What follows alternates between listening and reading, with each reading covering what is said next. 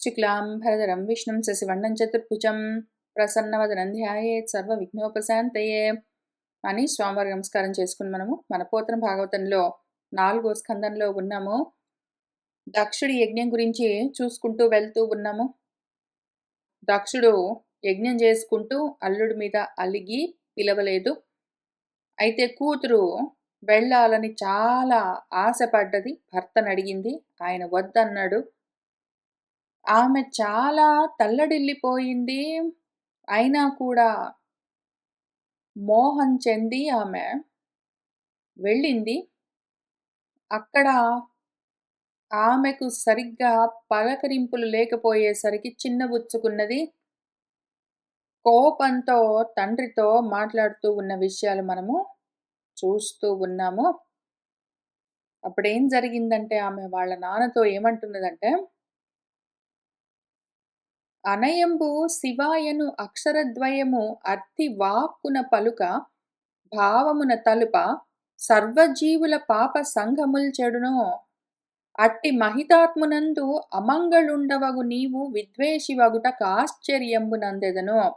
వినుము, నీవు అదియుగాక చర్చింపనెవ్వాని చరణపద్మంబుల నరసి బ్రహ్మానందమను మరందం అతుల భక్తిని తమ హృదయంబులనడి తుమ్మెదల చేత గ్రోలి సంతుష్ట చిత్తులగుదురు అత్యంత విజ్ఞానులు. అట్టి దేవునందు ద్రోహంబు చేసితివి, ఏమందు నిన్నో అని వాళ్ళ నాన్నతో అంటూ ఉన్నది. అనయంబు ఎప్పుడు శివా శివా శివా అన్న 2 అక్షరాలు అక్షరద్వయం వాక్కున పలుకుతూ ఉంటే, నాలుకతో అంటూ ఉంటే, భావమున మనసులో తలుచుకుంటూ ఉంటే, మనసులో అదే పనిగా భావన చేస్తూ నోటి మాటగా శివా శివా శివా అంటూ ఉన్నంత మాత్రాన సర్వజీవుల యొక్క పాప సంఘములన్నీ చెడిపోతాయి, నశించిపోతాయే. అటువంటి మహాత్ముణ్ణి పట్టుకుని అమంగళుడు వీడు అని ద్వేషించావా నువ్వు? నిన్ను చూస్తుంటే ఆశ్చర్యంబునందెదను, నాకు ఆశ్చర్యం అనిపిస్తుంది. మంగళస్వరూపుడైన శివుణ్ణి నువ్వు శివం అంటేనే మంగళము. అటువంటి మంగళమూర్తిని అమంగళుడు అని అన్నావే, ఆయన్ని ద్వేషిస్తున్నావే. నీ ద్వేషానికి నాకు ఆశ్చర్యం కలుగుతున్నది. విను, నువ్వు అదియుగాక ఇంకా ఏం చేస్తున్నావో, చర్చింపన్ ఎవ్వని చరణ పద్మంబులన్, ఎవరి పాద పద్మాల్లోని బ్రహ్మానందాన్ని, బ్రహ్మానందమన్న మకరందాన్ని అతులమైన సాటిలేని భక్తితో తమ హృదయాలన్న తుమ్మెదలతో గ్రోలుతూ పానం చేస్తూ సంతుష్ట చిత్తులై ఉంటూ ఉంటారో అత్యంత విజ్ఞానులు. నీలాంటి అజ్ఞానులు అధములు కాదు, అంత మాత్రమే కాదు, అత్యంత విజ్ఞానులు ఉత్తమోత్తములు కూడా ఆ పాద పద్మాల్లోని బ్రహ్మానంద రసపానాన్ని చేస్తూ ఎంతో సంతోషిస్తూ ఉంటారే. అటువంటి దేవుణ్ణి పట్టుకుని ఆయనకు నువ్వు ద్రోహం చేసావే. నిన్ను ఏమందును, నిన్ను ఏమని పిలవాలి? మరియును అమ్మహితాత్ముని చరణ సరోజాత యుగము సకల జగంబుల్ నెరిగొలువ కోరు కోర్కులు తరమిడి వర్షించును. అతనిన్ తగునే తెగడన్. ఆ మహితాత్ముడు ఆయన యొక్క చరణ సరోజాత యుగము పాద పద్మాల జంట, అవి సకల జగంబులకు పూజనీయమై ఉన్నాయి. జగములన్నీ ఆయన పాదపద్మాలని కొలుస్తూ ఉంటే, వాళ్ళు కోరిన కోర్కులను తరమిడి వర్షించును. ఇంకా అదే పనిగా కుండపోతగా వాళ్ళు కోరుకున్న కోరికలను వర్షంలాగా కురిపించే పాద పద్మాల జంట ఆయనది. అటువంటి వాణ్ణి నువ్వు తెగడం తగునే, తిడతావా? ఇది నీకు తగిన విషయమేనా? పరగన్ జితాస్తి భస్మ నృకపాల జటాధరుడున్ పరేత భూచరుడు పిశాచయుక్తుడు అని శర్వుని అమంగళునిగా తలంపరు ఎవ్వారు ఒక్కడీవు తక్క. మరి వాక్పతి ముఖ్యులు అమ్మహాత్ము సచ్చరణ సరోజ రేణువులు సమ్మతి దాల్తురు మస్తకంబులన్. పరగా పరికించి చూస్తే ఆయన చితాభస్మాన్ని ధరిస్తాడు, అస్థికలు ధరిస్తాడు, దృకపాలాలు ధరిస్తాడు, జటాజూటాన్ని ధరించి ఉంటాడు, పరేత భూముల్లో శ్మశాన భూముల్లో చరిస్తూ ఉంటాడు, పిశాచులతో కూడి ఉంటాడు ఈ శర్వుడు, ఈయన అమంగళకరుడు అని ఎవ్వారూ తలపరు, ఒక్కళ్ళు కూడా అనుకోరు ఆయన్ని. ఆయన అవునివన్నీ చేస్తాడు. ఆయన చితిలో నుంచి వచ్చిన అస్థికలను, ఆ చితాభస్మాన్ని, కపాలాలను, జటాజూటాలను ధరిస్తాడు, శ్మశానాల్లో విహరిస్తుంటాడు, పిశాచులతో తిరుగుతూ ఉంటాడు. కానీ ఆయనను అమంగళకరుడని ఎవ్వరూ అనుకోరు, ఒక్క నువ్వు తప్ప. మరి ఇంకా కావాలంటే విను చెప్తాను. వాక్పతి ముఖ్యులు, వాక్పతి బ్రహ్మదేవుడు ముఖ్యుడు అంటే మొదలైన వాళ్ళని అర్థం. బ్రహ్మదేవుడు మొదలైన వాళ్ళు ఆ మహాత్ముడి యొక్క సచ్చరణ సరోజ రేణువులు, ఆయన పాద రేణువులను, పాదధూళిని మస్తకంబులన్ వాళ్ళ శిరస్సుల పైన సమ్మతిందాల్తురు, ఎంతో సంతోషంగా ధరిస్తారు. ఆయన చితాభస్మాలను వాటిని వీటిని ధరిస్తాడని వాళ్ళు ఆయన్ని తూలనాడరు. ఆయన పాదధూళిని వీళ్ళు తలల పైన దాలుస్తారు. తెలుస్తున్నదా ఆయన స్థితి? పైగా నెలకొని ధర్మపాలన వినిర్మలున్ భర్గున్ తిరస్కరించు అక్కలుషుని జిహ్వ కోయతగున్ గాక, అటు చేయగ నోపడేని తాను పొలియుట యొప్పును. రెంటికిన్ ప్రభుత్వము చాలమిన్ కన్నరంధ్రముల్ పలువగ మూసుకొనే సనన్ పాడి అటంతురు ధర్మవర్తనులో. నెలకొని పనిగట్టుకుని ఆయన ధర్మపాలన చేస్తూ ఉంటాడు. ఆయన ధర్మస్వరూపము. ఆయన ధర్మాన్ని అధిరోహించి ఉంటాడు. దాన్ని చూపించడం కోసమే ఆయన వృషభ వాహనుడు అని చెప్తారు. ఎందుకు అంటే ఆయన ధర్మాన్ని అధిష్ఠించి ఉన్నాడని చూపించడం కోసం. ధర్మం ఆయన్ని వహిస్తూ ఉంటుంది, ఆయన దాన్ని నడిపిస్తూ ఉంటాడు. అటువంటి వాణ్ణి నువ్వు ఏది పడితే అది అంటావా? ఆయన ఎంత నిర్మలుడు, ఎంత స్వచ్ఛమైన మంగళమూర్తి. అటువంటి భర్గుని తిరస్కరించు వాడెవడైనా ఉంటే, అటువంటి భర్గుణ్ణి శివుణ్ణి ఎవరైనా తూలనాడుతూ ఉంటే, అటువంటి కలుషుడెవడైనా ఉన్నాడు అంటే, కలుషితమైన బుద్ధి కలిగిన వాడు, వాడు అనరాని మాటలన్నీ శివుణ్ణి అంటూ ఉంటే, ఆయన పట్ల అపచారాలు చేస్తూ ఉంటే, వాడి జిహ్వ నాలుకను కోయగాదగును. నాలుక పట్టుకుని బయటికి లాగి తెగగోయాలి. మళ్ళీ ఇటువంటి మాటలు మాట్లాడడానికి వీలు లేకుండా. కాక అట్లా చెయ్యలేకపోతే, అంత శక్తి సామర్థ్యాలు లేకపోతే, అటు చేయగన్ ఓపడేని, చేసే బలం లేకపోతే, అక్కడ నిలబడి ఎవడో శివుణ్ణి దూషిస్తూ ఉంటే వాడి నాలుకైనా కోసేయాలి. అంత అవకాశం లేకపోతే, అంత శక్తి సామర్థ్యాలు లేకపోతే, కనీసము తానే పొలియుట యొప్పు, తనే చనిపోవాలి. అయితే వాణ్ణి నాలిక కొయ్యాలి, లేకపోతే వీడే చనిపోవాలి. రెంటికిన్ ప్రభుత్వము చాలమి, వాణ్ణి ఏమీ చేయలేడు, అంటున్న వాణ్ణి ఏమీ చేయలేడు. తను కూడా చనిపోయేందుకంత ధైర్యం లేనివాడు. అటువంటి వాడెవడైనా ఉంటే అక్కడే నిలబడి శివుణ్ణి దూషిస్తూ ఉంటే, శివుడి పట్ల అపచారం చేస్తుంటే కళ్ళప్పగించి చూస్తూ, చెవులప్పగించి వింటూ ఉండకుండా, కనీసము కన్నరంధ్రముల్ పలువగా మూసుకొంచు, గట్టిగా బలంగా చెవులు మూసుకుని సనన్ అక్కడి నుంచి వెళ్ళిపోవడము పాడి అటందురు, ఇట్లా చేయవలసి ఉన్నది అని ధర్మవర్తనులు, ధర్మంలో చరించే వాళ్ళు చెప్తూ ఉంటారు.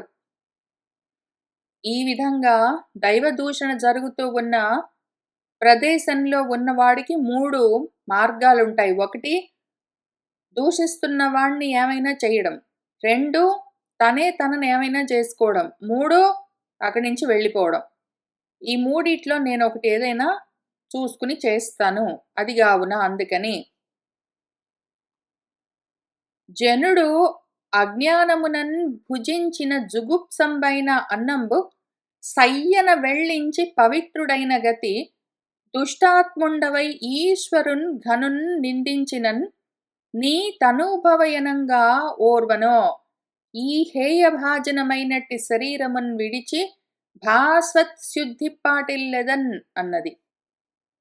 జనుడు ఎవరైనా ఒక మంచి అజ్ఞానంతో వాడికి తెలిసి తెలియక ఏదో ఒకటి తిన్నాడనుకోండి. ఆ తిన్నది జుగుప్సమైన అన్నం అనుకోండి.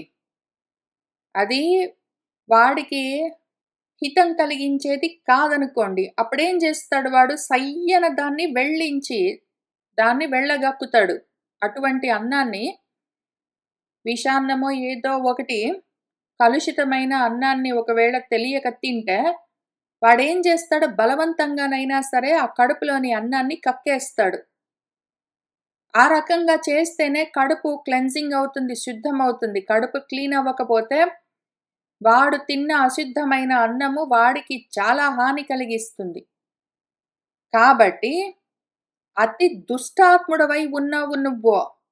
ఈశ్వరుణ్ణి, ఘనుణ్ణి నిందించావు. అటువంటి నీ తనూభవను నీ శరీరం నుంచి జన్మించాను నేను. అనంగా నోర్వను, నీ కూతుర్ను అని ఇంక నేను పిలిపించుకోను. ఈ హేయ భాజనమైనట్టి, భాజనము అంటే పాత్ర, ఈ నిందనీయమైన పాత్రలాగా ఉన్న నా శరీరాన్ని విడిచిపెట్టి భాస్వత్ శుద్ధి దీన్ని అగ్నిలో పునీతం చేస్తాను. ఆ విధంగా పాటిల్లెదన్ ఉంటాను. అదియునుగాక దేవతలకు ఆకాశ గమనంబును మనుష్యులకు భూతల గమనంబును స్వాభావికంబులైనట్లు ప్రవృత్తి నివృత్తి లక్షణ కర్మంబులు రాగ వైరాగ్యాధికారంబులుగా వేదంబులు విధించుటం చేసి రాగయుక్తులై కర్మతంత్రులైన సంసారులకు వైరాగ్యయుక్తులై ఆత్మారాములైన యోగి జనులకు విధి నిషేధ రూపంబులైన వైదిక కర్మంబులు కలుగుటయు లేకుండుటయు నైజంబులగుటం చేసి స్వధర్మ నిష్ఠుండగువాని నిందింపంజనదో. అదిగాక దేవతలు ఆకాశంలో వెళ్తూ ఉంటారు, మనుషులు భూమి మీద నడుస్తూ ఉంటారని ఒక్కొక్క ఉపాధికి కొన్ని కొన్ని లక్షణాలు ఉంటాయి.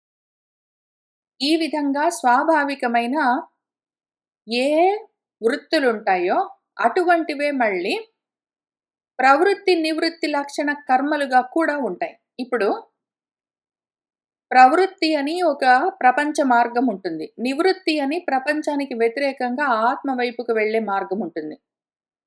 ఈ ప్రవృత్తి నివృత్తి మార్గంలో కర్మలు ఎట్లా ఉంటాయి? ప్రవృత్తి కర్మలు, నివృత్తి కర్మలు. ప్రవృత్తి ఏమో రాగము అధికంగా ఉంటుంది. రాగానికి అధికారులై ఉంటారు ప్రవృత్తి మార్గంలో ఉన్నవాళ్ళు. నివృత్తి మార్గంలో ఉన్నవాళ్ళు వైరాగ్యానికి అధికారం కలిగి ఉంటారు. ఈ రకంగా వేదము విభాగం చేసి వాళ్ళ కర్మలు ఈ విధంగా విధించింది. ఇప్పుడు రాగయుక్తులై కోరికలతో ఉండి కర్మతంత్రులు కర్మం చేస్తూ ఉంటారు. వాళ్ళు ఈ పని చేస్తాను, దీనివల్ల నాకు ఇదొకటి వస్తుంది, ఇది చెయ్యను, ఇది నాకు వద్దు అని ఈ విధంగా నిర్ణయాలన్నీ తీసుకుని కర్మతంత్రులై సంసారులు రాగయుక్తులై ప్రవృత్తి మార్గంలో కర్మలు చేస్తూ ఉంటారు. అట్లానే వైరాగ్యంతో కూడి ఆత్మారాములు ఉంటారు. ఆత్మ వైపుకు వెళ్తూ ఉంటారు. మిగిలిన ఇంద్రియ ప్రవృత్తులన్నింటినీ విరమించి ఉన్నవాళ్ళు యోగి జనులు ఉంటారు. వీళ్లకు విధి నిషేధాలు, ఆత్మారాములైన యోగులు చేయవలసిన కర్మలు ఏవి, వాళ్ళు చెయ్యకూడనివి ఏవి, కోరికలతో ఉన్న కర్మతంత్రులై ఉన్న సంసారులు చేసే విధులేవి, వాళ్లకు నిషేధాలేవి అని వేదమే వైదిక కర్మలను కల్పించి ఉన్నది. ఇప్పుడు ఈ విధంగా ఆ వేద విహితమైన కర్మలు కలుగుటయు లేకుండుటయు నైజంబుగా ఉంటాయి ప్రజలకు. వాళ్ళు ఏ మార్గంలో ఉన్నారో ఆ మార్గాన్ని అనుసరించి వాళ్ళు ఏ విధంగా ఏ కర్మలను చెయ్యాలి, ఏవి వదిలిపెట్టేయాలి అని. స్వధర్మనిష్ఠుడగువాని నిందింపంజను. కాబట్టి ఏ ధర్మం వాడిది. సంసారులకు వాళ్ళ స్వధర్మాలేవి? కర్మలు చేయడం, కోరికలతో ఉండడం. అదే యోగులకు వాళ్ళ స్వధర్మమేది? వైరాగ్యంతో ఉండడము, కర్మల్ని వదిలిపెట్టి ఉండడము.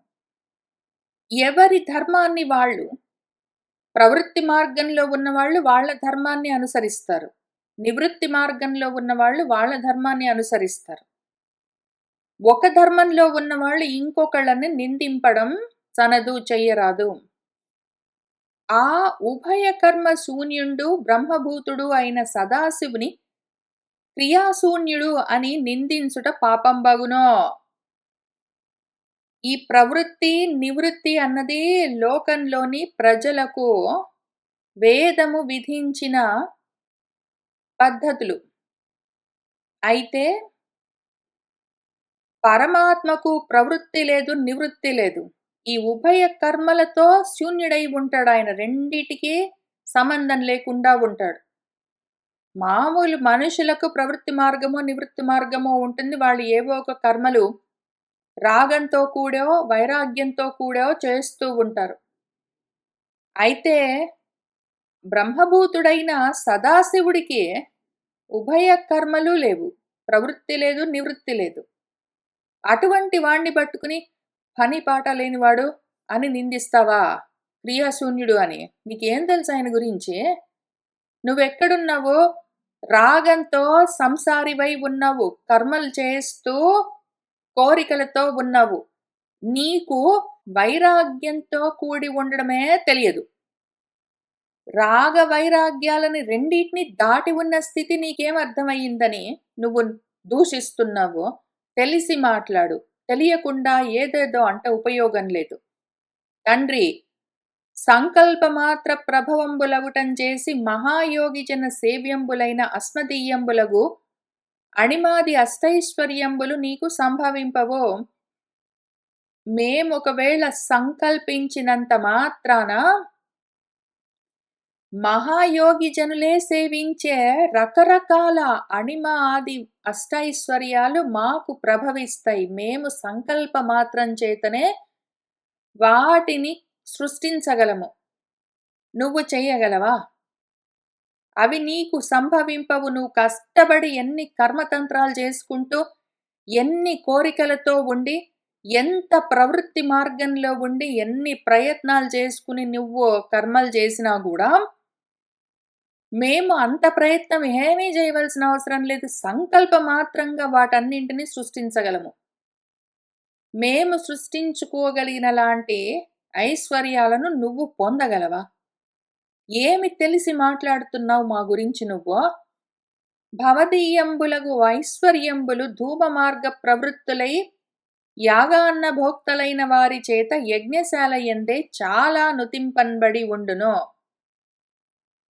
నువ్వు సంపాదించే భవదీయమైన ఐశ్వర్యము, నీ ఐశ్వర్యం ఎట్లాంటిదో తెలుసా? ధూమ మార్గంలో, ప్రవృత్తి మార్గంలో యాగాలవి చేస్తూ కర్మలు చేస్తూ ఉంటే, నువ్వేవో కర్మలు చేసుకుంటూ ఏవో ఐశ్వర్యాలు సంపాదించుకుని కొన్ని డబ్బులు, వాటితో యాగాలన్నీ చేస్తూ ఉంటే నీ యాగం చూడ్డానికి వచ్చిన వాళ్ళు, నీ యజ్ఞానికి వచ్చిన వాళ్ళు అక్కడ కూర్చుని ఆ యాగాన్నాన్ని భుజించి నువ్వు ఈ యజ్ఞం చేస్తూ ఉన్న సమయంలో పెట్టిన భోజనాలను తిని చాలా బాగున్నాయి అని ఈ యజ్ఞశాలలో కూర్చుని వాళ్ళు నిన్ను కావాలంటే పొగుడుతారు. తిన్న అన్నం అరిగిపోయిన తర్వాత మళ్ళీ నీ గురించి గుర్తు కూడా చేసుకోరు. అంత మాత్రానికే నువ్వు ఇంత మిడిసి పడుతున్నావా? వాళ్ళు నుతించేది, నిన్ను స్తుతించేది ఎంతవరకు? నువ్వు అన్నం పెట్టినంత వరకు. నువ్వు ఎంతవరకు పెడతావు? ఏదో అప్పుడో ఇప్పుడో యజ్ఞాలు చేసినప్పుడు పెడతావు కావాలంటే ఇంటికి పిలిచి. ఇంకింతే గదా! ఇంత మాత్రానికే కాన నీ మనంబున నేను అధిక సంపన్నుండను అనియు చితా భస్మ అస్థిధారణుండైన రుద్రుడు దరిద్రుడనియు గర్వింపజనదో. ఇంత మాత్రం జూసుకుని, అబ్బా! నేనెంత సంపన్నుడిని అనుకుని, అదిగో రుద్రుడు చూసావా? అదిగో బూడిదంతా రాసుకున్నాడు. ఆయన చాలా దరిద్రుడు అని నువ్వు గర్విస్తున్నావా? నీ స్థితిగతులు నువ్వు చూసుకుని అప్పుడు చెయ్యి. గర్వంతో, పొగరుతో గాదు. ఆలోచనతో చుట్టూ చూసుకో. నీ స్థితి చూసుకో. మా స్థితి తెలుసుకో. నీల గళాపరాధియగు నీకు తనూభవనౌట చాలదా? చాలు కుమర్త్యా! నీదు తనుజాతననన్ మది సిగ్గు పుట్టెడి. ఏల ధరన్ మహాత్ములకు ఎగ్గొనరించెడి వారి జన్మముల్ కాల్పనే.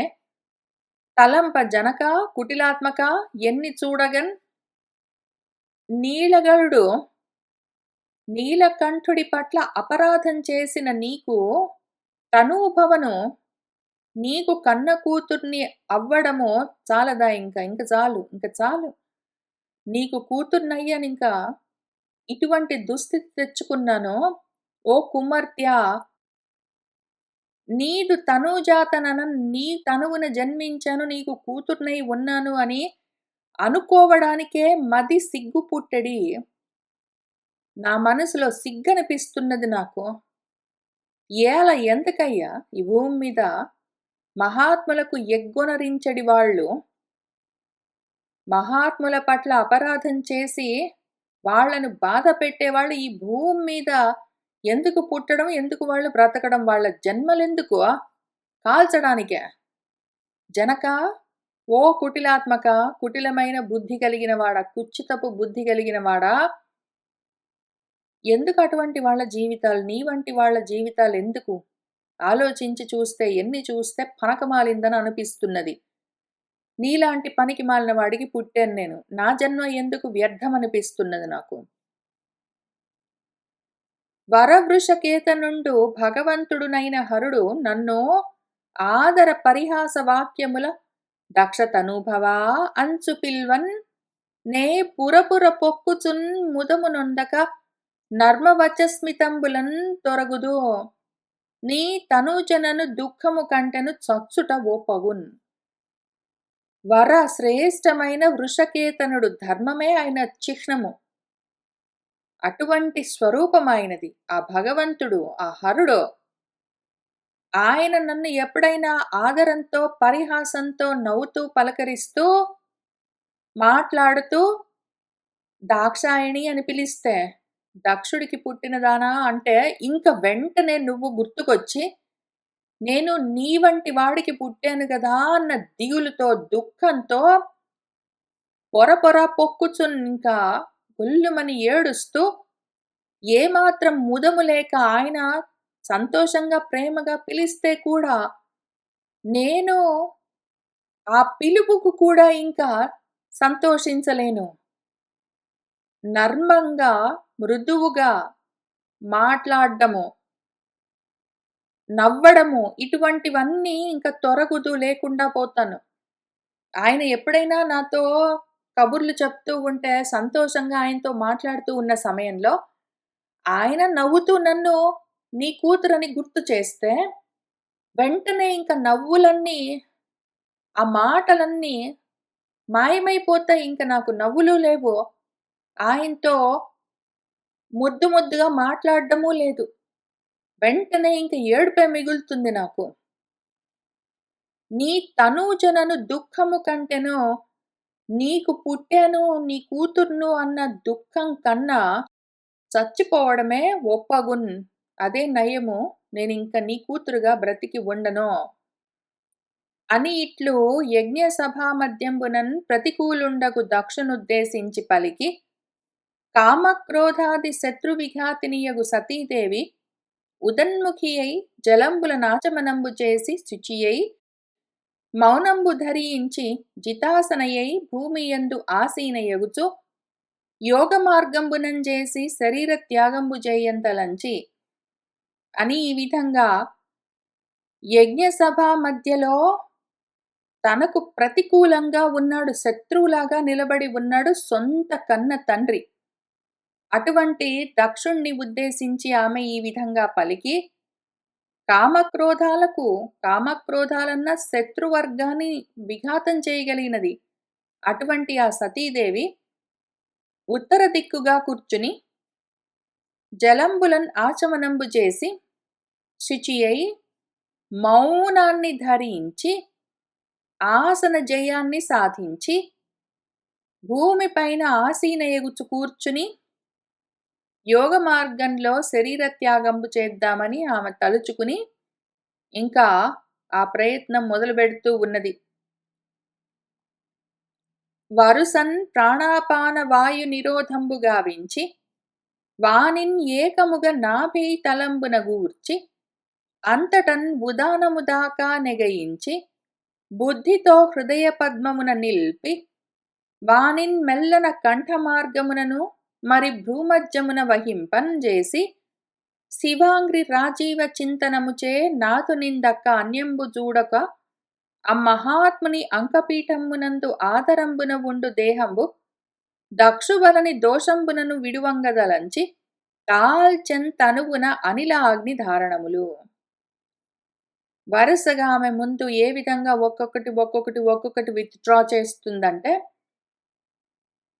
ప్రాణము అపానము అని వాయువులుంటాయి. ప్రాణవాయువు ముక్కు దగ్గర నుంచి ఊపిరితిత్తుల దాకా, హృదయం దాకా, ఉదానము కడుపు దగ్గర నుంచి కింది దాకా వెళ్తూ ఉన్న వాయువులు. ఆమె ఇప్పుడేం చేసింది, పై వాయువులను కింది వాయువులను రెండింటినీ ఆపేసింది. వాటి కర్మలను, అవి చేయవలసిన వృత్తులను ఆపేసించి నిరోధించి ఆ రెండింటిని కలిపేసింది. పైనుంచి హృదయం దాకా వచ్చి మళ్ళీ బయటికి వెళ్ళిపోయే గాలులు, కడుపు నుంచి కిందికి వెళ్ళిపోయే గాలులు, ఆ రెండింటిని ఆపి ఆమె ఏం చేసిందంటే ఒక్కటి చేసింది. ఆ రెండింటిని కలిపి నాభి దాకా తీసుకుని వచ్చింది. ఎక్కడి నుంచి ఎక్కడికి, మూలాధారం దగ్గర నుంచి మణిపూర చక్రం దాకా తీసుకుని వచ్చింది. ఎందుకంటే మణిపూర చక్రము నాభి దగ్గర ఉంటుంది. అంతటన్ ఉదానము దాకా నెగయించి, ఇంక దాన్ని ఉదానం దాకా తోసింది. ఆ గాలులను ఇంకా అక్కడ ఉదాన వాయువును కూడా కలిపింది. అక్కడేం చేసింది ఆమె, బుద్ధితో హృదయ పద్మమున నిలిపింది. హృదయ పద్మం దగ్గర ఏముంటుంది, అనాహత చక్రం ఉంటుంది. ఇప్పుడు ఈమె మూలాధారం నుంచి మణిపూరం నుంచి అనాహత చక్రం దాకా వచ్చింది. వానిని, ఆ మూడింటిని, ప్రాణాపాన ఉదానాలను మెల్లగా అక్కడి నుంచి కంఠ మార్గమునను గొంతు దాకా తోసింది. గొంతు దగ్గర విశుద్ధి చక్రం ఉంటుంది. మరి ఇంకా అక్కడి నుంచి వాటిని ఏం చేసింది, భ్రూమధ్యమున వహింపన్, అక్కడి నుంచి భ్రూమధ్య రేఖ దగ్గర ఆజ్ఞా చక్రం ఉంటుంది. అక్కడి దాకా తీసుకుని వెళ్ళింది. ఆ ఆజ్ఞా చక్రం దగ్గర ఈ ప్రాణవాయువులన్నింటినీ నిలిపి శివాంగ్రి రాజీవ చింతనముచే, శివుడి యొక్క అంగ్రి రాజీవములు, పాద పద్మాలు, ఆయన యొక్క పాద పద్మాలనే ధ్యానం చేస్తూ నాథుణ్ణి తప్ప ఇంకా అన్యంబు చూడక, ఈశ్వరుణ్ణి తప్ప ఇంకా ఏది ఆలోచించట్లేదు. ఆమె అనన్య చింతనతో ఉన్నది. ఆ విధంగా తదేక ధ్యానంతో, అనన్య చింతనం అంటే తదేక ధ్యానంతో ఆ మహాత్ముని అంకపీఠమునందు ఆయన ఒళ్ళో కూర్చునేదింతవరకు ఆదరంగా, ఆ రకంగా ఉండే ఆమె ఇప్పుడు ఆ దేహాన్ని, ఏ దేహమైతే పరమేశ్వరుడి ఒళ్ళో కూర్చునేదో ఇంతవరకు, ఆ దేహాన్ని దక్షుడి పైన కోపంతో, ఆయన చేసిన దోషానికి ఈ దేహాన్ని విడిచిపెట్టాలని తలచి ఆమె తనువున శరీరంలో అనిలాగ్ని ధారణములు దాల్చన్, అగ్ని శిఖలను దాల్చింది. ఆ యోగాగ్నితోటే ఆమె ఆ దేహాన్ని కాల్చేసుకోవాలని నిర్ణయించుకున్నది. ఇక్కడ ఒక్క క్షణం ఆగి ఒక్క మాటను అనుకుంటాను. వ్యాస భాగవతం చదువుతున్నప్పుడు కూడా ఈ విషయం ఎన్నో సార్లు మనసులో అనుకుని కూడా నేను అనకుండా ఇంకా వదిలిపెట్టుకుంటూ వెళ్ళిపోయాను. కానీ మళ్ళీ ఇక్కడికొచ్చేసరికి మళ్ళీ అదే ఆలోచన నా మనసులో కదులుతున్నది కాబట్టి చెప్తాను. ఆమె దక్షుడికి పుట్టింది నిజమే. దక్షుడు ఇన్నాళ్ళు బానే ఉన్నాడు. ఇప్పుడు ఆయన శివుడి పైన ద్వేషం బెట్టుకున్నాడు. అందుకని ఇప్పుడు సడెన్‌గా దక్షుడికి పుట్టినందుకు అసలు నేను ఈ శరీరాన్నే ఉండనివ్వను అని ఆమె నిర్ణయించుకుంది బానే ఉంది. అయితే ఆ దక్షుడికి పుట్టిన ఆమె శివుడిని పెళ్లి చేసుకొని చాలా రోజులైంది. శివుడి దగ్గరికి వెళ్ళి ఆయనతో ఇన్నాళ్లుగా సహవాసం చేస్తూ ఉన్నది. దక్షుడికి పుట్టిన ఈ దేహాన్నే ఆమె శివుడి ఒళ్ళో కూర్చునే విధంగా అటువంటి స్థితిని పొంది ఉన్నది. ఏది ఎక్కువ? ఏది ఇప్పుడు దగ్గరగా ఉన్నది? ఎప్పుడో దక్షుడికి పుట్టడం ముఖ్యమా? ఇప్పుడు శివుడికి దగ్గరై ఉండడం ముఖ్యమా? ఎప్పుడో దక్షుడికి పుట్టినప్పుడు బానే ఉంది. మధ్యలో బానే ఉంది. మొన్నటి వరకు బానే ఉంది. ఇప్పుడు సడెన్‌గా ఆయన శివుడి పైన ద్వేషాన్ని పెంచుకున్నందుకు, ఆమె ఆయన మీద ద్వేషం పెంచుకోవచ్చు కావాలంటే. దక్షుడి పైన ద్వేషం పెంచుకోవచ్చు కావాలంటే. కానీ దక్షుడి నుంచి వచ్చింది ఈ దేహము అని ఆ దేహం పైన ద్వేషం పెంచుకున్నది. అదే దేహాన్ని శివుడు అంత ముద్దు ముద్దుగా చూసుకున్నాడు. ఆమెకొకవేళ నిజంగా శివుడి పైన ప్రేమ ఉండి ఉంటే, శివుడు అంత ప్రేమించిన ఆ దేహాన్ని ఎట్లా కాల్చేస్తుంది? దక్షుడి నించే వచ్చిండొచ్చు ఆ దేహము. కానీ శివుడితో కూడి ఉన్నందుకు ఎప్పుడో అది శుద్ధి అయి ఉండొచ్చు గదా! శివుడితో ఇన్నాళ్ళు ఆమె కలిసి ఉన్నందుకు ఎప్పుడో ఆ దేహము శుద్ధమై ఉండిండొచ్చు. కానీ ఆమె ఆ విధంగా ఆలోచించలేదంటే, దేహంతోటి గాదు సంబంధం ఆమె మనసు ఇంకా చిత్తము శుద్ధమవ్వలేదు. ఈ దేహమని దేహాన్ని చూసుకుంటున్నది. ఈ దేహము నీ నుంచొచ్చింది గాబట్టి, ఈ దేహము నాకవసరం లేదని దేహం వరకే చూస్తున్నదామె. మనసుని మాత్రం ఆమె మార్చుకోలేకపోయింది.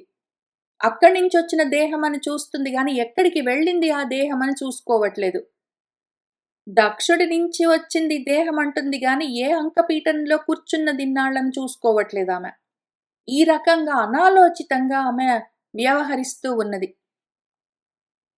ఈ విషయం మళ్ళీ నేనిప్పుడెందుకు చెప్పుకుంటున్నానంటే, ఇది జాగ్రత్తగా ఆలోచించుకోవాలి. చాలా గొప్ప విషయం గాదు. సతీదేవి ఈ విధంగా మరణించడం అంటే కథాపరంగా. మనం దీన్ని వ్యాస భాగవతంలో ఆధ్యాత్మిక పరంగా డీకోడింగ్ చేసాం. అది వేరే విషయము. ఇక్కడ ఓన్లీ కథాపరంగా చూస్తున్నాను నేను. దీన్ని సరిగ్గా అర్థం చేసుకోకపోతే, ఎన్ని రకాలుగా అది వికృతంగా తయారవుతుందో విషయము. ఇందులో ఉన్న దోషాలు సరే దక్షుడేదో చేశాడు. దక్షుడు ఏదో అహంకారంతోటి ఉన్నాడు. ఏంటో తనను శివుడు గౌరవించలేదనుకున్నాడు. ఆయన మనసులో ఏదో అనుకున్నాడు. ఆయనకి, శివుడికి మధ్యలో ఉన్న విషయము.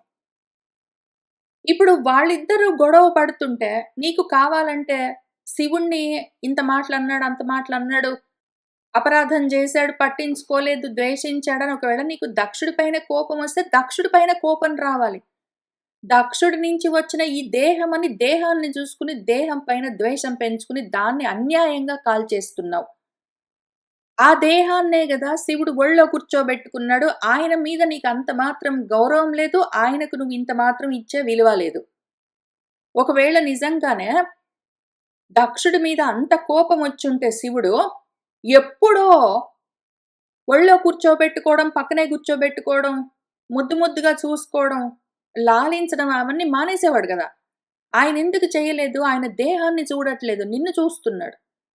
నువ్వేం చేస్తున్నావు? నిన్ను చూసుకోవడం మానేసి, శివుడిని చూడడం మానేసి, నీ దేహాన్ని చూసుకొని, ఆ దేహం ఎక్కడి నుంచొచ్చిందని ఆ దేహం ఇచ్చిన వాడిని చూస్తున్నావు. ఓన్లీ దేహాభిమానంతో మీ నాన్న ఎట్లా ఉన్నాడో నువ్వు అట్లానే ఉన్నావు కదా! ఎందుకు అంటే, దీన్ని సరిగ్గా అర్థం చేసుకోక కథాపరంగానే, కథాపరంగా ఆలోచిస్తున్నా నేను అంత మాత్రమే.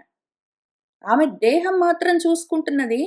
ఆ దేహాన్నట్లా కాల్చేస్తే, దాన్ని అంత ముద్దు ముద్దుగా చూస్తున్న శివుడిని అవమానించినట్టు కాదా? అని ఆమె ఆలోచించట్లేదు. నేను దేహం వరకే ఆలోచించుకుంటున్నానా? అని కూడా ఆమె ఆలోచించట్లేదు.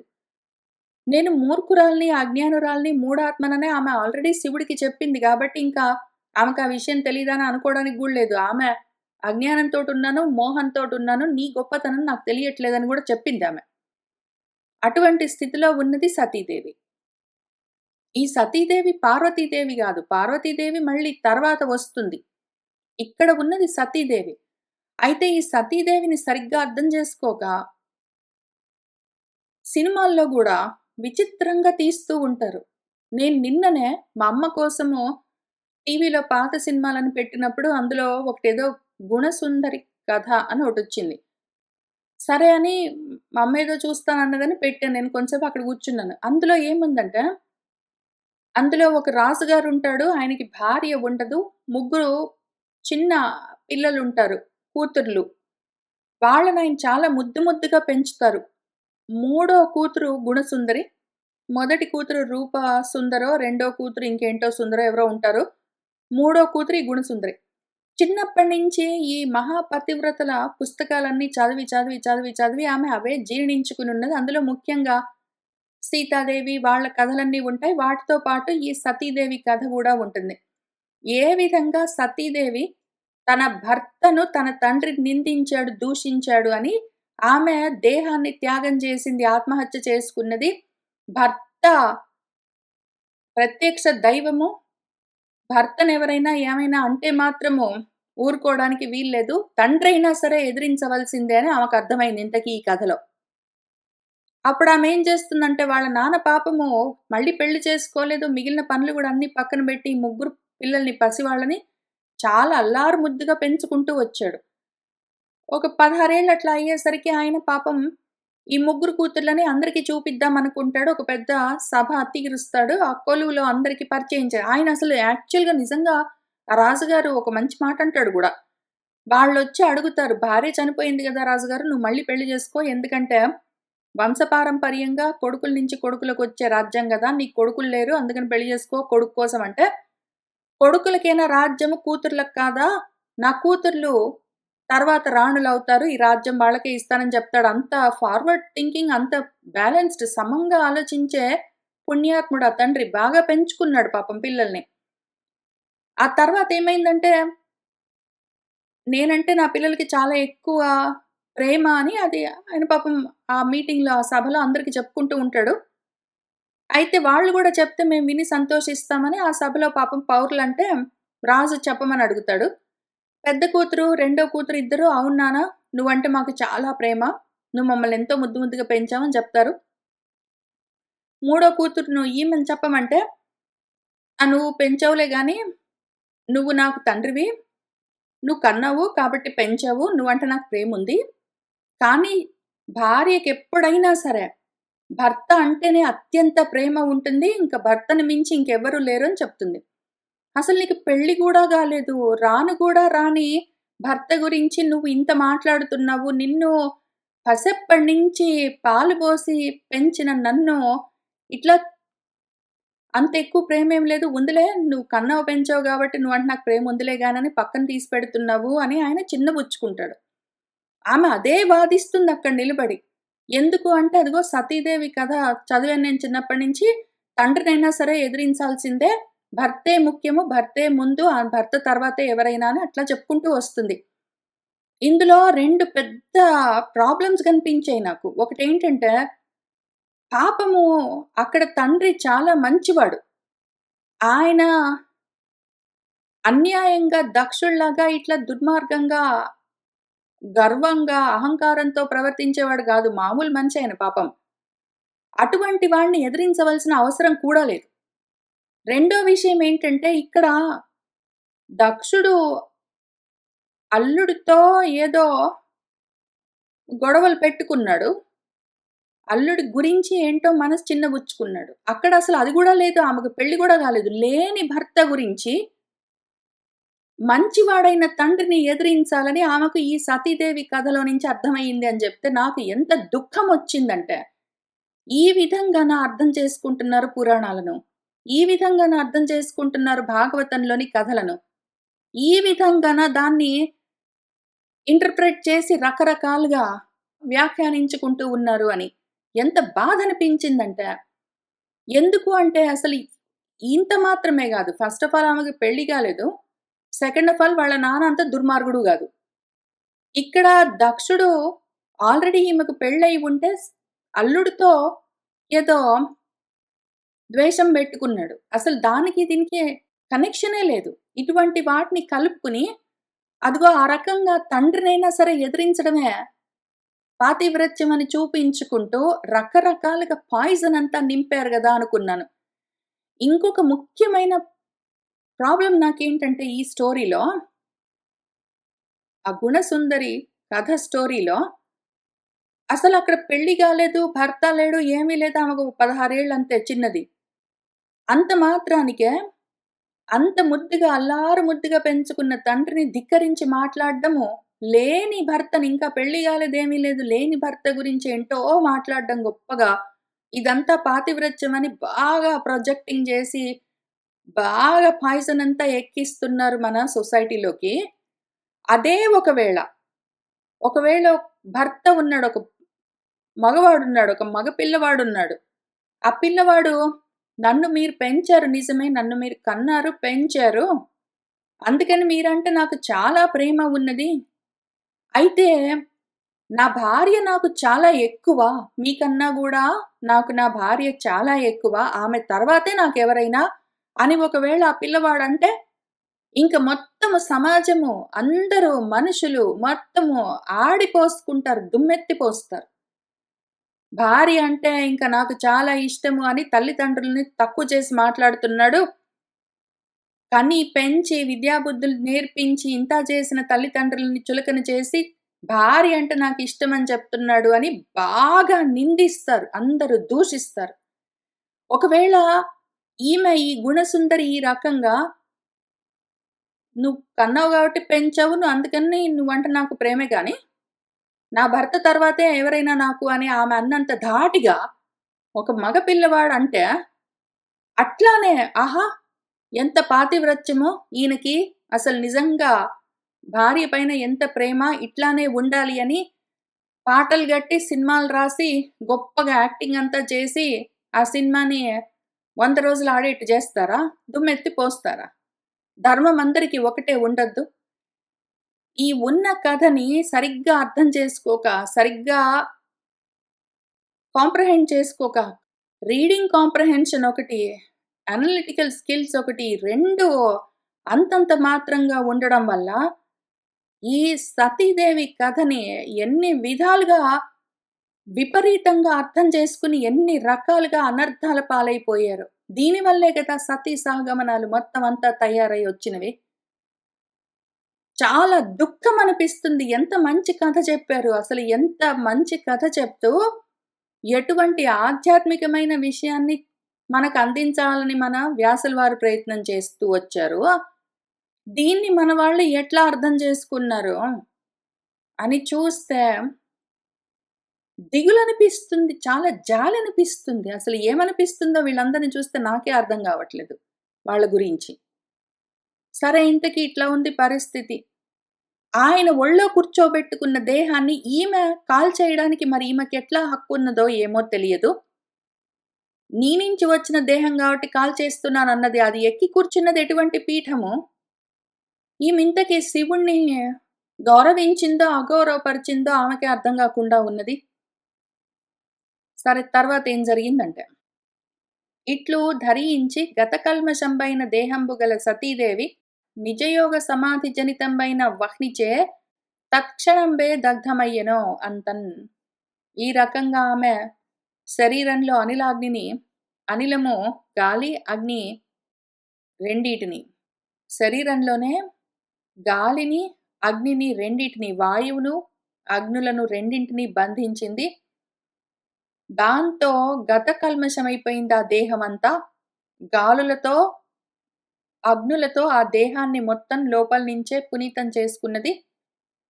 అటువంటి స్థితిలో ఆ సతీదేవి, ఈ సతీదేవి పార్వతీదేవి గాదు. పార్వతీదేవి తర్వాతొస్తుంది. నిజయోగ సమాధి జనితంబైన వహ్నిచే, ఆ నిజయోగ సమాధితో ఆమె అక్కడ కూర్చుని ఆసన, ప్రాణాయామ, ప్రత్యాహార ధారణ, ధ్యాన, సమాధి, యోగ మార్గంతో ఏ అగ్నులను శరీరంలో పుట్టించిందో వాటితోటే అదే క్షణంలోనే ఆ దేహాన్ని కాల్చేసింది. ఆ శరీరము భగ్గున దగ్ధమైపోయింది. ఆ తర్వాతేం జరుగుతుంది? ఈ మాట విన్న శివుడు ఏ విధంగా, ఎంత క్షోభపడతాడో, దీని కాన్సిక్వెన్సెస్ ఎట్లా ఉంటాయి అని ఆలోచించేది లేదా? ఆమె ఆ తల్లి అక్కడ కూర్చుని ధ్యానం చేస్తున్న సమయంలో శరీరాన్ని కాల్చేద్దామన్న దాని మీద ఫోకస్ కాకుండా నిజంగా ఫోకస్ శివుడి పైన ఉండి ఉంటే ఆమె శివుడినే అడగొచ్చు. నేనిట్లా అనుకుంటున్నాను నువ్వేం చేస్తావో అని అడిగి దాని గురించి ఏమైనా ఆలోచించుకొని చెయ్యొచ్చు. ఆలోచన చెయ్యాలి. ఆమె సమాధి స్థితిలో ఆయన పాదాలను ఆమె మనసులో ధరించింది ఆమె. ఆజ్ఞాచక్రం దగ్గర ఆయన పాదపద్మాలను నిలుపుకున్నది అంటే అక్కడ ఊరికే నిలుపుకుని ఏం చేసింది? ఆయన పాదపద్మాల్ని అక్కడ నిలుపుకుని కూడా ఆమె ఫోకస్ అంతా ఎక్కడుంది? ఆ దేహాన్ని కాల్చేయాలన్న దాని మీదుంది. యాక్చువల్‌గా ఆయన పాదపద్మాల్ని ఆమె మనసులో పెట్టుకుని ధరించి ఉంటే దాంతోటే ఆమె దేహము ఎప్పుడో పునీతమైపోయేది. మళ్ళీ కొత్తగా దాన్ని కాల్చేయవలసిన అవసరం గూడా రాదు. ఒకవేళ జ్ఞానదేహం కలిగి ఉంటే, ఆ పైన ఉన్న మామూలు స్థూల దేహం ఉంటే ఏంటి? ఊడితే ఏంటి? దాని గురించి ఇప్పుడేంటి విషయం అక్కడ? అదంత ముఖ్యమా? ఆ శరీరాన్ని త్యాగం చేయాలన్న మీ ఆ శరీరాన్ని త్యాగం చేయాలన్న విషయం పైన ఉన్నదామె ధ్యానమంతా. ఆయన శివుడి ముఖం ఒకవేళ ఆమె మనసులో కనిపించి ఉంటే ఇటువంటి ప్రయత్నము బహుశః ఆపేసుండేది.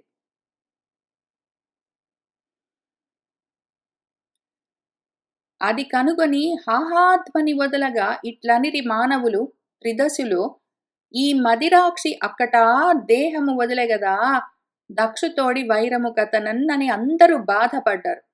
ఒకవేళ ఆమె చేసింది చాలా మంచి పనయ్యి ఉంటే, మన వ్యాసుల వారు వెంటనే అదిగో ఆకాశంలో దేవదుందుభులు మోగాయి, పూలవానలు కురిశాయి, అప్సరసలందరూ నాట్యం చేశారు, గంధర్వులందరూ గానం చేశారు, ఋషులందరూ స్తోత్రాలు చేశారని రాసేవాళ్ళు. అవన్నీ జరగలేదు. ఇక్కడ భూమి మీద ఉన్న వాళ్ళందరూ హా! హా! అయ్యో! అయ్యో! అయ్యో! అయ్యో! అని హాహాకారాలు చేశారు.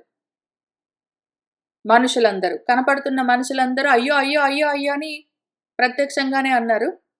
అక్కడ కనిపించకుండా సూక్ష్మ రూపాల్లో ఉన్న త్రిదశులు దేవతలు గూడా అయ్యో! అయ్యో! అనుకుంటూ వాళ్ళు ఈ మదిరాక్షి, మదిరము అంటే మత్తెక్కి ఉన్న కన్నులతో ఉన్నది అని అర్థం. మోహంతో ఉన్నది ఆమె అని అర్థం. అక్కట అయ్యో! ఈ దేహాన్ని వదిలేసిందే అని వాళ్ళు బాధపడ్డారు. ఆలోచన రహితంగా చేసిందామె. జ్ఞానరహితంగా చేసింది శివుడికి దూరమై ఈ విధమైన అశివమైన పని చేసిందామె. దక్షుతోడి వైరము కథనం దక్షుడితో శత్రుత్వాన్ని బెట్టుకుని అయ్యో! ఇటువంటి పని చేసిందే అని అందరూ బాధపడే విధంగా ఆ కర్మ చేసిందామె. మరియును ఇట్లనిది. వాళ్ళింకేమనుకున్నారంటే, సకల చరాచర జనకుడైనట్టి ఈ దక్షుడు తన కూర్మి తనయ మానవతి పూజనీయ, ఈ సతి తనచే అవమానంబు నొంది సమక్షమందు కాయంబు తొరగంగా కనుగొనుచునున్నవాడు ఇట్టి దురాత్ముడు ఎందేనిగలడే అనుచు చిత్తంబులన్ ఆశ్చర్యముల నొందిరి. అదియునుగాక ఇట్లనిరి. ఇట్టి దుష్టచిత్తుడు బ్రహ్మబంధుడు అయిన ఇతడు అనయంబు తాను అపఖ్యాతి పొందును నిందపడి మీదన్ దుర్గతించెందుగాక అనుచు జనములు పలుకున్ అయ్యవసరమున. వాళ్ళందరూ ఏమనుకుంటూ ఉన్నారంటే, సకల చరాచర జనకుడు. ఎందుకు అంటే దక్షుడు ప్రజాపతి కాబట్టి. ప్రజాపతి అందులో పైగా ప్రజాపతులకు కూడా అధిపతి అయ్యాడు ఆ సమయంలో. అందుకనే గదా ఈ గర్వము. అటువంటి ఈ దక్షుడు తన కూర్మి తనయ, తనకు ఎంతో ప్రియమైన తన కూతురును, ఆ మానవతిని గొప్ప అభిమానం కలిగింది. అపూజనీయురాలు ఆ సతీదేవి ఆమెను అవమానించాడు. ఆమె ఈయన వల్ల ఈ విధంగా అవమానం పొంది, ఆయన సమక్షంలోనే, ఆయన ఎదురుగానే ఈ కాయాన్ని, ఆమె దేహాన్ని త్వరగంగా వదిలిపెట్టేస్తుంటే, కనుగొనుచున్నవాడు చూస్తూ ఉన్నాడు. ఊరికనే ఉన్నాడు. వద్దు అని అనలేదు. అటువంటి ఈ దురాత్ముడు ఎందేనిగలడే? ఎక్కడైనా ఉంటాడా ఇటువంటి వాడు? అనుచు చిత్తముల ఆశ్చర్యములను పొందిరి. వాళ్ళ మనసుల్లో ఎంతో ఆశ్చర్యపోయారందరూ. అదియునుగాక అది గూడా గాక వాళ్ళు ఇట్లా అన్నారు. ఇట్టి దుష్ట చిత్తుడు, ఇటువంటి పాపాత్ముడు, బ్రహ్మబంధుడు బ్రహ్మ మార్గంలో ఉన్నట్టుగా కనిపించేవాడు, పేరుకు మాత్రం బ్రాహ్మడు అయినా ఈతడు అనయంబు ఎప్పుడు తాను ఇంక ఇక్కడి నుంచి అపఖ్యాతినే పొందుతాడు, అపకీర్తిని పొందుతాడు, నిందింపబడతాడు. మీదనింకా తర్వాత ఇహంలో ఉన్నంత వరకు అందరి చేత నిందింపబడతాడు. పరంలో దుర్గతి చెందుగాక, ఇంకా ఆయన గతులు కూడా సద్గతులు కలగవు ఈయనకు. ఈయనకు దుర్గతులే కలుగుతాయి అనుచు జనములు పలుకును అయ్యవసరమున. ఆ సమయంలో ఏం జరిగిందంటే, దేహము విడిచిన సతిగని బాహాబలమొప్ప రుద్ర పార్షదులును అద్రోహిన్ త్రుంచుటకై ఉత్సాహంబున లేచిరి అసిగదా పాణులునై. ఆ రకంగా దేహత్యాగం చేసిన సతిని చూసి బాహుబలము దర్పము ఒప్పగా రుద్రపార్షదులందరూ ఆ ద్రోహిని దక్షుణ్ణి త్రుంచుటకు చంపడం కోసము ఉత్సాహంగా లేచారు. అసి అంటే కత్తులు, గదలు వీటన్నిటిని పుచ్చుకుని వాళ్ళింకా దక్షుణ్ణి చంపడానికి బయలుదేరారు. ఆ రవము అప్పుడు ఈక్షించి మహారోషముతోడ భృగు మహాముని క్రతు సంహారక మారకమగు అభిచారక హోమంబొనర్చే సరభస వృత్తిన్. ఆ అరుపులన్నీ విని అప్పుడు వాళ్ళట్లా దక్షుడిపైకి ఆయన్ని చంపేయడానికి వస్తున్నారని ఈక్షించి చూసి మహారోషంతో భృగు మహర్షి క్రతువులను, ఆ యజ్ఞాన్ని నాశం చేసే వాళ్ళను నశింపచేసే ఒక ఆభిచారిక హోమం అనున్నది. దాన్ని సరభస వృత్తిని గబగబా వేగంగా ఆ యజ్ఞాన్ని చేస్తూ ఉన్నాడు. ఇట్లు దక్షిణాగ్నియందు వ్రేల్చిన అందున్ తపంబొనర్చి సోమలోకంబున ఉండు సహస్ర సంఖ్యలు గల రుభునామధేయులైన దేవతలు ఉదయించి బ్రహ్మతేజంబునం చేసి దివ్య విమానులై ఉల్ముకంబులు సాధనంబులుగా ధరించి రుద్రపార్షదులైన ప్రమద గుహ్య గణంబుల పారందోలినన్ వారును పరాజితులైరి. తదనంతరంబు నారదు వలన అభవుండు తండ్రిచే అసత్కృతురాలగుటం చేసి భవాని పంచత్వంబు నొందుటైను ప్రమదగణంబులు రుభునామక దేవతలచే పరాజితులగుటైను విన్నాడు. ఈ రకంగా ఆయన ఏం చేశాడంటే దక్షిణాగ్నులు వ్రేల్చాడు. అందులో ఆయన హోమం చేస్తూ ఉంటే సోమలోకంలో ఉండే వేల కొద్ది రుభులు అన్న పేరున్న దేవతలందరూ ఆ యజ్ఞకుండంలో నుంచి బిలబిలా బయటకొచ్చారు.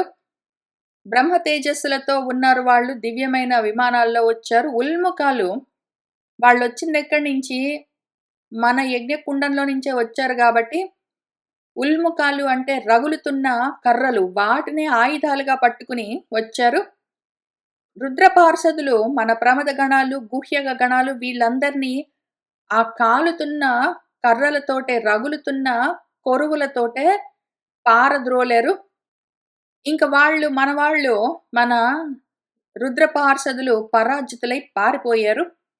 తదనంతరం ఇంకా తర్వాత నారదుడు వెళ్ళి ఈ రకంగా జరిగింది అని ఆ అభవుడికి కథంతా చెప్పాడు. తండ్రి దగ్గర అసత్కృతురాలై సత్కారం పొందక భవాని పంచత్వాన్ని పొందింది అని ఆయన చెప్పాడు. దాంతోపాటే ప్రమదగణాలు వాళ్ళందరూ కూడా రుభులు అన్న దేవతల చేతుల్లో ఓడిపోయారు అని ఆయన చెప్పాడు. ఇంకా తర్వాత మన శివుడు ఏం చేస్తాడన్నది తర్వాత ఘట్టంలో ఉంటుంది. దాన్ని మళ్ళీ మనం వచ్చే వారం కలిసి కూర్చుని చదువుకుంటూ ముందుకు వెళ్దాము. సర్వం శ్రీకృష్ణ పరబ్రహ్మ పాదార విందార్పణమస్తు.